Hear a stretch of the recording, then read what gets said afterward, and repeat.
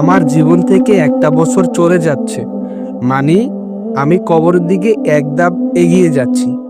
সেটা নিয়ে আপনি এখন আনন্দ করছেন, উৎসব করছেন, আপনি বাজি ফোটাচ্ছেন। আপনি কবরের দিকে এক ধাপ এগিয়ে যাচ্ছেন, সেটা আপনার আনন্দের বিষয়।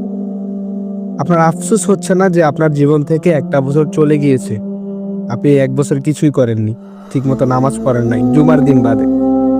আপনার আফসোস হচ্ছে না যে আপনার জীবন থেকে একটা বছর চলে গেল, মানে এই এক বছর মানে 365 দিন।